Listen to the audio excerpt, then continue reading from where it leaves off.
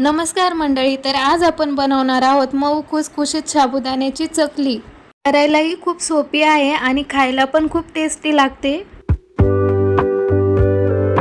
तर चला रेसिपीला सुरुवात करूया। इथे मी 1 किलो साबुदाणा गरम पाण्यामध्ये आदल्या दिवशी रात्री भिजू घातला होता। तर इथे आपला साबुदाणा एकदम छान भिजलेला आहे, तुम्ही बघू शकता। 1 किलो साबुदाण्यासाठी मी इथे 5 किलो बटाटे घेतलेले आहेत। हे बटाटे आपल्याला एकदम मऊ होईपर्यंत उकडून घ्यायचे आहेत। बटाटे उकडल्यानंतर सर्व बटाट्याच्या अशा प्रकारे मी वरच्या साली काढून घेतल्या।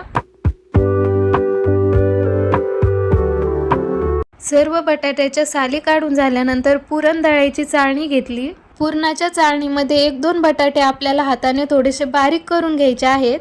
त्यानंतर मग ते बटाटे अशा प्रकारे मॅश करून घ्यायचे आहेत।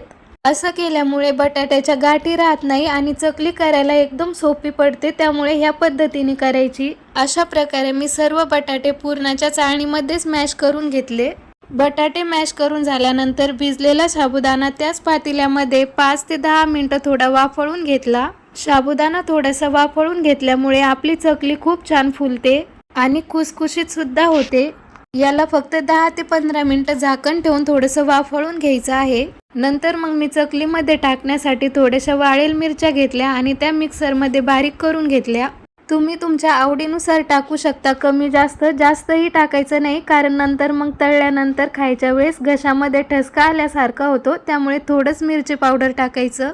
इकडे आपला साबुदाणा पण एकदम छान शिजलेला आहे।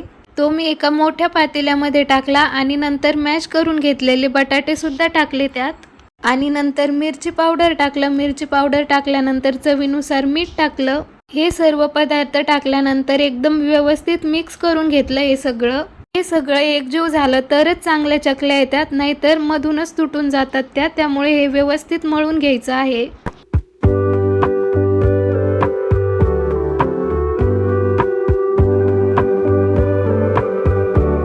तर बघा, इथे आपला साबुदाणा, बटाटा सर्व पदार्थ एकदम छान मिक्स झालेले आहेत।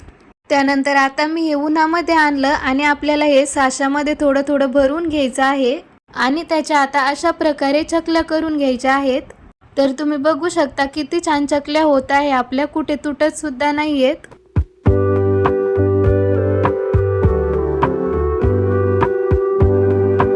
तर बघा, अशा प्रकारे मी सर्व चकल्या घालून घेतल्या आणि 1 दिवस कडकडीत उन्हात त्याला वाळू दिल्या। 1 दिवसानंतर इथे तुम्ही बघू शकता आपल्या चकल्या एकदम व्यवस्थित वाळलेल्या आहेत। जशा घातल्या होत्या तशाच निघल्या, थोड्या सुद्धा तुटल्या नाहीत। आपण आता ह्या चकल्या तळून बघूयात। चकली तळण्यासाठी मी इथे कढईमध्ये तेल गरम करायला ठेवलेलं आहे। तेल एकदम आपल्याला कडकडीत गरम करून घ्यायचं आहे आणि गॅसच्या मीडियम फ्लेमवरती चकल्या तळून घ्यायच्या। तर बघा, इथे आपल्या चकल्या एकदम छान तळलेल्या आहे आणि किती फुलल्या बघा।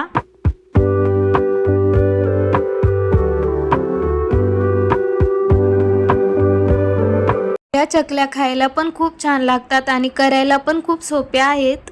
तर तुम्ही या पद्धतीने एकदा या चकल्या नक्की करून बघा। व्हिडिओ जर आवडला असेल तर व्हिडिओला लाईक करा, शेअर करा आणि चॅनलला सबस्क्राईब करा।